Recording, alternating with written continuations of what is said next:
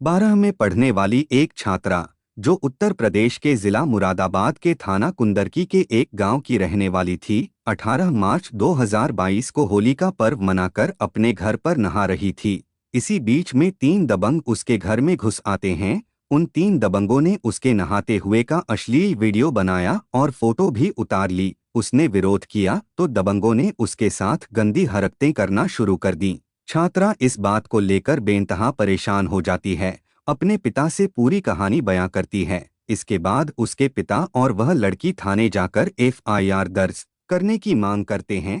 लेकिन थाने में तैनात एक दरोगा जिसका नाम ललित चौधरी था, इस पूरे मामले को सुनता जरूर है, लेकिन सुनने के बाद शांति भंग की धाराओं में मुकदमा दर्ज कर अपनी जिम्मेदारी से इतिश्री कर ली। ऐसा बताया जाता है कि उस छात्रा ने अपनी जिंदगी की लीला को हमेशा के लिए समाप्त कर डाला। इसके बावजूद भी दरोगा ने इस घटना से कोई सबक नहीं लिया और भविष्य में उसने एक ऐसी घटना की जिस घटना के बाद पूरे उत्तर प्रदेश की पुलिस उस दरोगा को लेकर तू कर रही है, क्योंकि उसने जो काम किया है वह वाकई शर्मनाक है। आज की कहानी इस दरोगा की है जो दूसरी बार अपना मुंह छुपाकर मुरादाबाद से सीधा पीलीभीत भाग गया है। आज की जो सच्ची घटना मैं आपको सुनाने जा रहा हूं, वह उत्तर प्रदेश के अमरोहा जिले की है। 3 जनवरी 2024 की एक महिला कांस्टेबल एसपी कुंवर अनुपम सिंह से मिलने के लिए इंतजार कर रही थी अपनी बारी का। तभी उसे आवाज लगती है। वह महिला कांस्टेबल जैसे ही एसपी के सामने जाती है, उसकी आंखों में आंसू थे और वह रोने लगती है।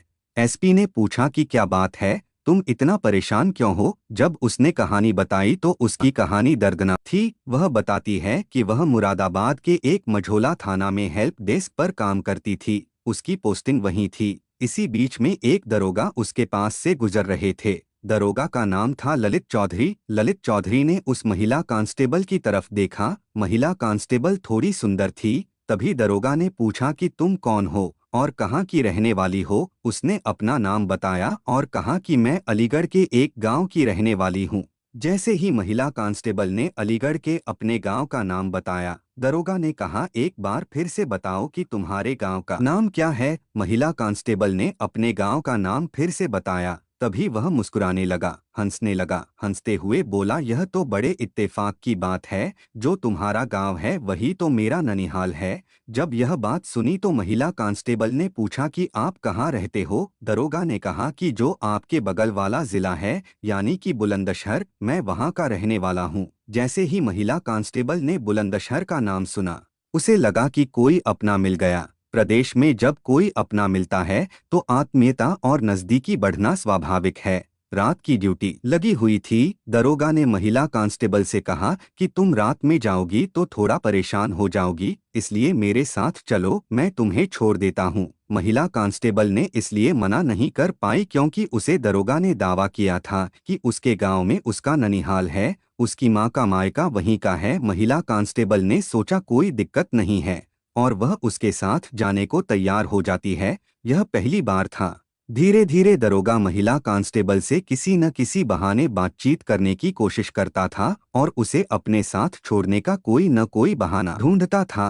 धीरे धीरे यह शुरुआत होती है और जब ऐसी शुरुआत चलती रहती है तो दरोगा की महिला कांस्टेबल से नजदीकियां बढ़ने लगती हैं। मौका पाते ही एक दिन दरोगा उसे अपने कमरे पर ले जाता है और उसके साथ शारीरिक संबंध बनाता है। हालांकि इस महिला कांस्टेबल ने इस बात का विरोध किया, लेकिन दरोगा ने कहा कि कोई दिक्कत नहीं, कोई परेशानी नहीं है। यदि कुछ गड़बड़ होती है तो हम दोनों शादी कर लेंगे।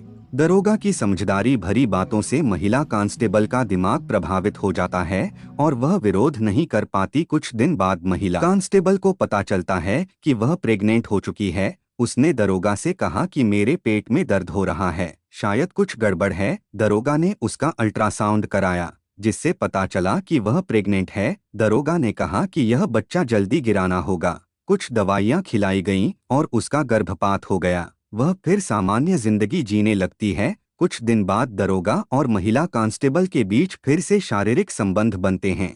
दरोगा ने महिला कांस्टेबल के दिमाग पर पूरी तरह से कब्जा कर लिया था। दूसरी बार फिर से महिला कांस्टेबल गर्भवती हो जाती है। गर्भवती होने की बात बताती है। दरोगा ने उसे फिर से दवाइयां दी और उसका गर्भपात हो गया। एक दिन दरोगा का फोन महिला कांस्टेबल के पास रह जाता है। उसी बीच एक फोन आता है। उधर से महिला की आवाज आती है। उसने पूछा कि तुम कौन बोल रही हो। दूसरी तरफ की महिला ने कहा कि वह दरोगा की बीवी है। यह सुनकर महिला कांस्टेबल हैरान हो जाती है कि दरोगा शादीशुदा है। महिला कांस्टेबल अपनी जिंदगी से जुड़े सच बताने की कोशिश करती है, लेकिन दरोगा की बीवी सुनने को तैयार नहीं होती। महिला कांस्टेबल दरोगा से कहती है कि तुमने मेरे साथ अच्छा नहीं किया।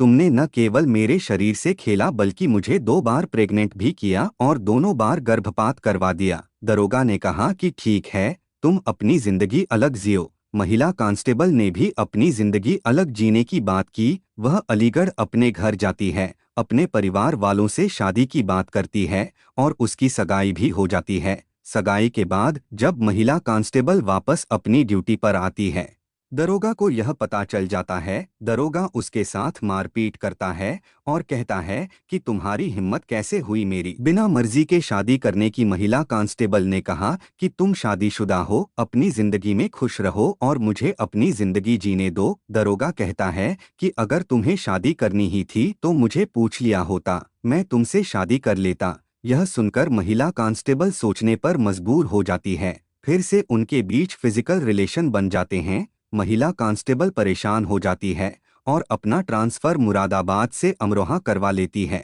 एक दिन उसके पेट में फिर से दर्द उठने लगता है।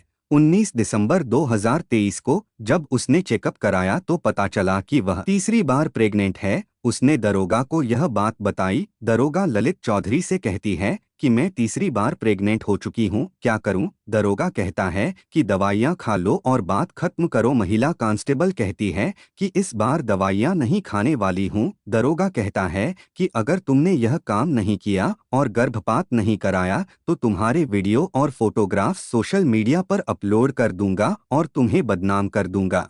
महिला कांस्टेबल परेशान हो जाती है। आखिरकार क्या करे? महिला कांस्टेबल ने कहा कि ठीक है, तुम्हें जो करना है करो, मैं उच्च अधिकारियों से शिकायत करूंगी। दरोगा गुस्से में आ जाता है और मुरादाबाद से अमरोहा पहुंचता है। वहां महिला कांस्टेबल के साथ मारपीट करता है और चला जाता है। महिला कांस्टेबल परेशान हो जाती है। वह उत्तर प्रदेश पुलिस में महिलाओं की रक्षा करने के लिए आई थी, लेकिन खुद ही अपराध का शिकार हो रही थी। परेशान होकर उसने अपने कुछ साथियों से बातचीत की।